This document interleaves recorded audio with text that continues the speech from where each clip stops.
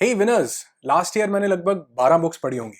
और अगर आप मुझसे पूछो पूछो कि उनमें से कोई एक बुक मुझे आपको रिकमेंड करनी हो, सिर्फ एक उन 12 में से, तो वो बुक कौन सी होगी? वो बुक होगी the almanack of Naval Ravikant की डायरी। टिम फेरिस बोलते हैं कि Naval is one of the smartest people I have met, और उनको सक्सेस, हैप्पीनेस और वेल्थ के लिए पूरी दुनिया में उनके ट्वीट्स को फॉलो किया जाता है। क्यों? क्योंकि वो एक बहुत ही रेयर कॉम्बिनेशन है सक्सेस, हैप्पीनेस और सेटिस्फैक्शन का।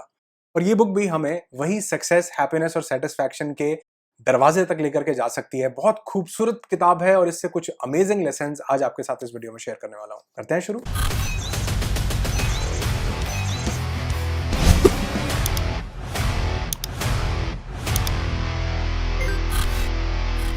तो बेसिकली ये बुक नवल ने नहीं लिखी, वो रेगुलर बेसिस पर ट्विटर पर बहुत सारे ट्वीट्स करते रहते थे।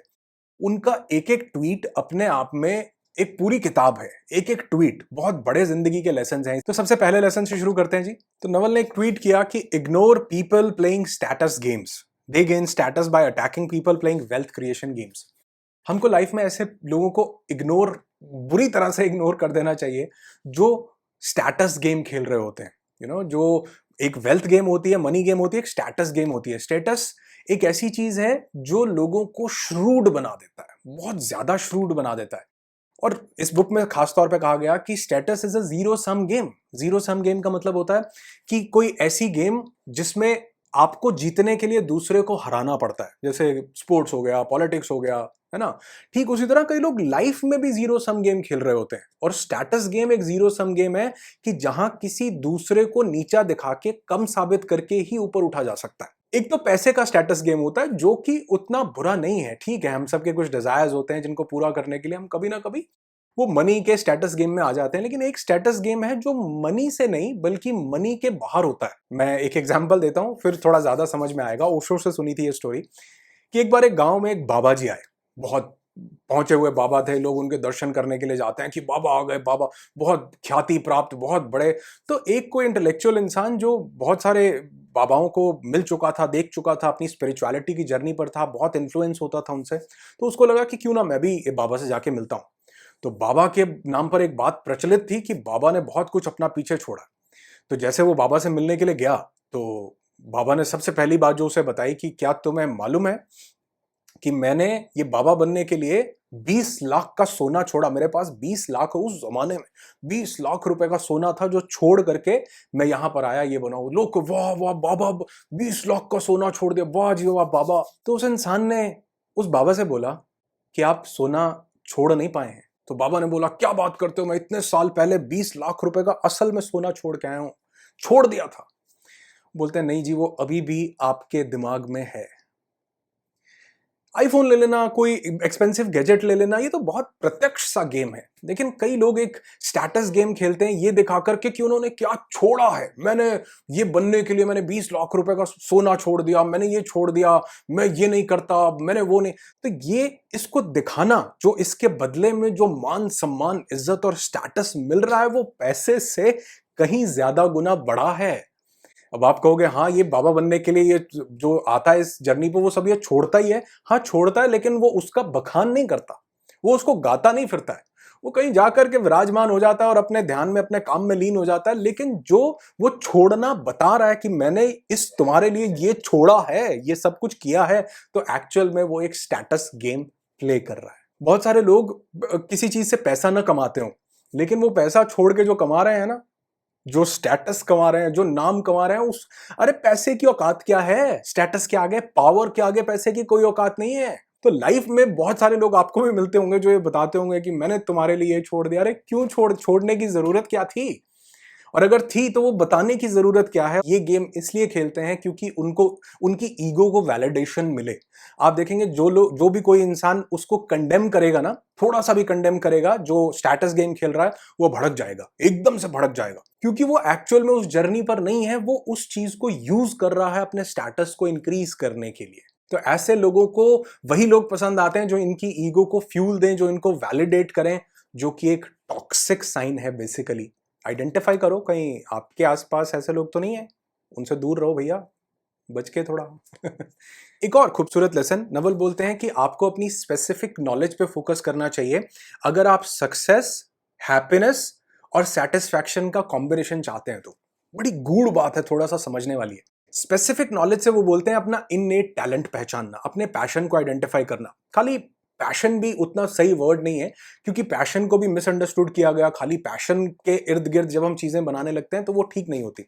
नवल कुछ चीजों का कॉम्बिनेशन बताते हैं कि क्या करना चाहिए। सबसे पहले तो देखो कि क्या वो चीज जिसको आप अपने करियर के लिए या अपनी वोकेशन के लिए परस्यू कर रहे हो, क्या वो नेचुरल चीज फ्लो कर रही है आपके अंदर से। दूसरा, उस चीज में आपका कीन इंटरेस्ट भी हो। कई चीजों का, कई लोगों का नेचुरली बहुत कुछ अच्छा फ्लो कर रहा होता है, लेकिन इंटरेस्ट उसमें ज्यादा नहीं होता। तो इंटरेस्ट नहीं होगा तो वो आगे उस चीज में नहीं बढ़ पाएंगे। तीसरी चीज जो ढूंढनी चाहिए उसमें, वो है इंटेलेक्चुअल क्यूरियोसिटी। जैसे इंटरेस्ट होता है ना, मेरा इंटरेस्ट तो है इस चीज में, बहुत बढ़िया इंटरेस्ट है, लेकिन मेरी इसमें क्यूरियोसिटी नहीं है। मैं आगे और जानना नहीं चाहता हूं। बस मैं समझ गया, मैं पहुंच गया जहां पहुंचना चाहता हूं, मैं ज्ञाता बन गया, पूरा विद्वान बन गया। तो ये चीज भी हमें सैचुरेट कर देती है कि उसमें जब हमारी इंटेलेक्चुअल क्यूरियोसिटी शामिल नहीं होती है। नेक्स्ट, क्या वो आपके डीएनए में भी है। जितनी चीजें बता रहा हूं इनको सिंगल सिंगल नहीं देखना है कि हम देखें कि यार एक बहुत बड़ा सुपरस्टार है तो उसके बच्चे को भी सुपरस्टार बनना चाहिए, उसके अंदर भी ये टैलेंट होना चाहिए। नहीं, वो एक स्किल थी जो एक इंसान ने डेवलप की, अपनी इंटेलेक्चुअल क्यूरियोसिटी, अपने इंटरेस्ट के अराउंड। तो जरूरी नहीं कि खाली हमने डीएनए से जो चीज आ रही है उसको देखना है। इन सब चीजों का कॉम्बिनेशन, क्या वो नेचुरली फ्लो कर रहा है, क्या उसमें आपका इंटरेस्ट है, क्या आपकी इंटेलेक्चुअल क्यूरियोसिटी वहां पर बैठती है, क्या वो डीएनए में भी चीज है, और क्या सबसे important, the most important thing, क्या आप उसे मोनेटाइज कर पा रहे हैं। क्या वो, यानी कि क्या उससे आप कुछ आजीविका, आप उसको वोकेशन बना पाए, आजीविका अर्न कर पाए। तो इन सब चीजों के कॉम्बिनेशन के अराउंड आपको स्पेशल नॉलेज पर फोकस करना चाहिए, नवल ऐसा बोलते हैं। और जिस भी इंसान ने ये किया उसने लाइफ में चमत्कार किया है। क्यों, थोड़ा सा समझो। No one can compete with you on being you. ये सब चीजें आप हो, आप होने पर आपका कोई कंपटीशन नहीं है। नवल बोलते हैं कि it feels like play to me but it looks like work to others. क्योंकि जो काम मेरे पसंद का है, जब मैं उसे कर रहा हूं तो मैं उसे ही कर रहा हूं, उसको करने में मजा ले रहा हूं। मुझे उसके आउटकम से उतनी अटैचमेंट नहीं है जितनी मुझे उसके प्रोसेस से है, उस काम को करने से है। और शायद यही श्रीमद् भगवत गीता में भी कहा गया कि कर्मण्येवाधिकारस्ते मा फलेषु कदाचन। कर्म पे फोकस करो, उस कर्म से जो फल प्राप्त होना है उस पे कदाचित कदापि चिंता उसकी नहीं करो। क्योंकि जब आप उस कर्म पे फोकस करोगे, जो आपका स्पेशल इननेट टैलेंट है, जो आपका पैशन है, जिसके लिए आपको क्यूरियोसिटी है, जो स्पेसिफिक नॉलेज है आपके पास, जो कहीं ना कहीं आपने एक्वायर की है, तो वो आपको कर्म फल के बंधन से आजाद कर देता है और उस प्रोसेस में आप मजा लेने लगते हो। तो पहले दिन से ही आप सक्सेसफुल, आप हैप्पी और आप सेटिस्फाइड हो जाते हो।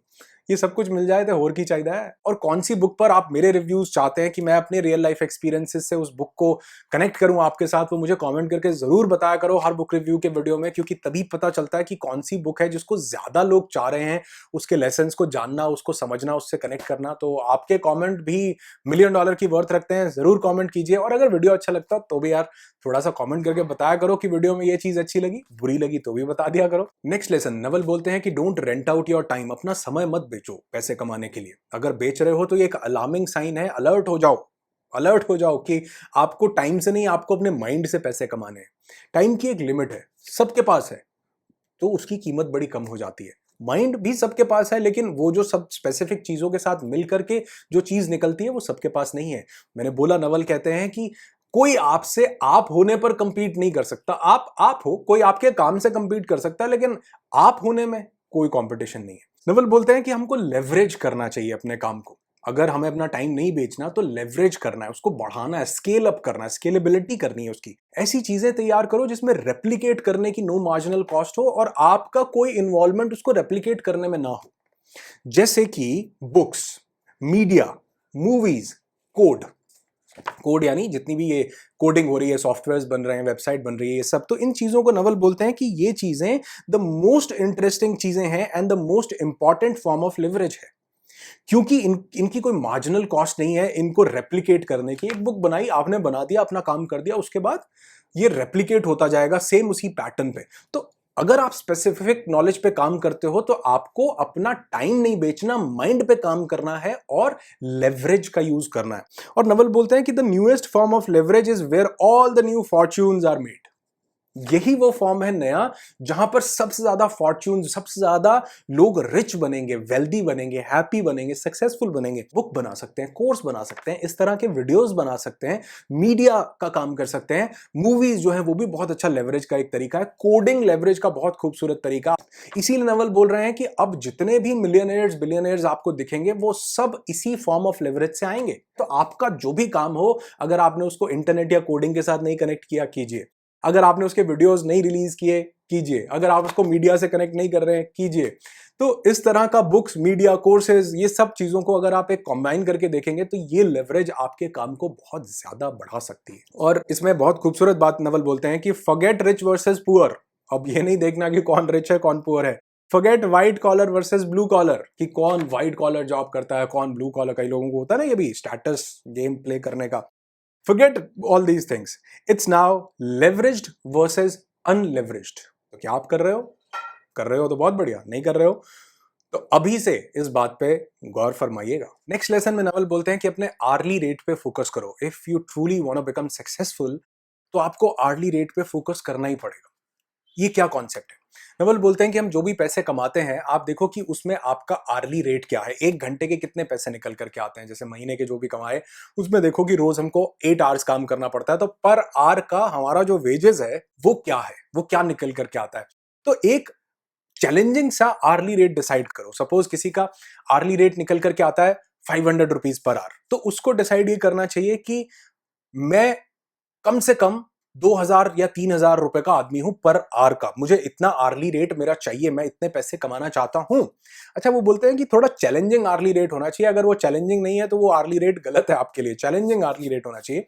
तो अगर आपने डिसाइड किया कि यार मैं तो कम से कम 2000 रुपए पर आर का इंसान हूं, तो कोई भी ऐसी जगह जहां 1 घंटा लगता हो कम्यूट करके जाने में और कोई सामान लेके आने में, जिसमें आपका 1 घंटा वेस्ट हो जाता है और आपने बचाए रुपए 50, आप 1 घंटे को यूज करके अपने आर्ली रेट को इंक्रीज कर सकते थे। 2000 रुपए पर आर के आदमी हो, लेकिन हम 50 रुपए का काम कर रहे हैं। कई लोग चिंदी चोरी कर रहे होते हैं, कई लोग किसी से बहसने खड़े हो गए हैं। काम, जिंदगी में टाइम से इंपॉर्टेंट कोई चीज नहीं है, और वो आधा आधा घंटा किसी से, रिक्शा वाले से 5 रुपए बचाने में लगा देंगे। तो यही वो लोग हैं जो अपने आर्ली रेट को इंक्रीज नहीं कर पाते। अब इससे दो चीजें निकल करके आएंगी। जब आप अपना आर्ली रेट डिसाइड करते हैं तो आप एवं ही कहीं पर भी अपना टाइम स्पेंड नहीं करोगे। दूसरा, आप डेलीगेट करना सीखोगे, आप हायर करना सीखोगे। अब यहां पर सिर्फ आर्ली रेट का रोल नहीं है कि मैं 2000 रुपए घंटे का आदमी हूं तो मैं 1000 रुपए वाला काम नहीं करूंगा। नहीं, जो 1000 रुपए वाला काम है या 1500 वाला काम है, या हो सकता है वो काम 4000 रुपए पर आवर का हो, वो आप डेलीगेट करते हैं, किसी और को देते हैं कि कोई और अब मेरी जगह ये काम करेगा, ताकि मैं अपने आर्ली रेट को इंक्रीज करने में फोकस कर सकूं। जब आप डेलीगेट करते हैं तो उस काम को उस काम का एक्सपर्ट कर रहा होता है, और ये चीज आपको न सिर्फ सक्सेस देती है बल्कि हैप्पीनेस और सेटिस्फैक्शन भी देती है, क्योंकि एक टीम हायर करके आप बहुत सारे लोगों तक अपनी पॉजिटिव वाइब्स पहुंचा रहे होते हैं, एक सिनर्जी क्रिएट कर रहे होते हैं, और बहुत से लोगों को एम्प्लॉयमेंट दे रहे होते हैं। आज का इस वीडियो का लास्ट पॉइंट, इस बुक से नहीं, क्योंकि इस बुक का मैं एक सेकंड पार्ट भी बनाऊंगा, क्योंकि ये बुक 2 पार्ट्स में बनाई गई है। पहले पार्ट में वेल्थ को और दूसरे पार्ट में हैप्पीनेस को कवर किया गया है।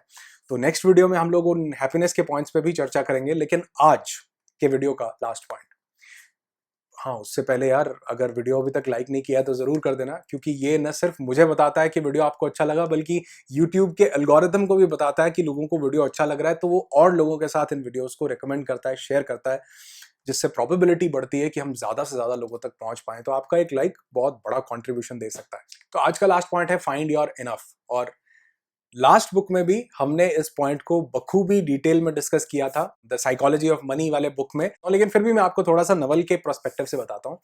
नवल बोलते हैं कि कभी भी जो भूख है ना वो मिट सकती है, लेकिन हवस नहीं मिटती है। और बहुत सारे लोगों को पैसे की हवस हो जाती है।